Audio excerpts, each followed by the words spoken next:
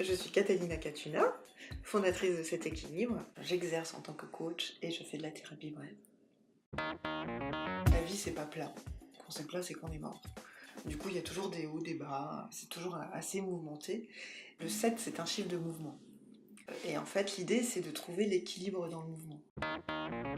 C'est pas l'hypnose qui va être la thérapie, mais c'est l'hypnose qui va permettre la thérapie, qui permet en fait d'avoir accès à l'inconscient, qui est ce gros disque dur qu'on peut avoir. Et on dit en général que l'inconscient est le réservoir, un réservoir de ressources, parce que c'est là où on va pouvoir aller trouver toutes les ressources que l'on a pour pouvoir mettre en place des nouveaux comportements, pour effectuer des changements dans notre vie.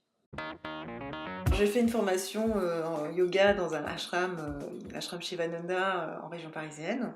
Le yoga en fait c'est vraiment un moyen d'aller aussi vers soi, un moyen de se reconnecter à son corps. On cherche dans chaque pose l'équilibre du corps, de l'esprit, du mental. À travers le yoga on est obligé de se concentrer pour trouver cet équilibre. On est toujours en train de courir, on prend jamais le temps. Là en fait le yoga c'est vraiment prendre un peu de temps pour soi. Il faut savoir que notre corps, c'est un organisme extraordinaire qui a cette faculté de pouvoir se nettoyer, qui a cette faculté de pouvoir éventuellement éliminer des toxines ou même parfois il peut éliminer certaines maladies. Et en fait, pour ce faire, il a besoin d'avoir un temps de repos. Les stages de jeune yoga et randonnée, on va dans le sud du Portugal. Alors pourquoi le sud du Portugal ? C'est au bord de la mer, je trouve que c'est hyper ressourçant. C'est l'Atlantique, en plus c'est vraiment... il y a une énergie bien particulière là-bas.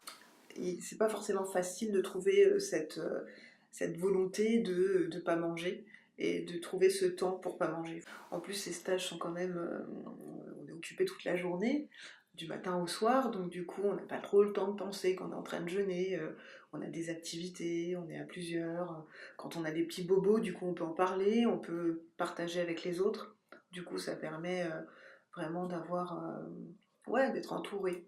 Je pense que d'être entouré c'est important.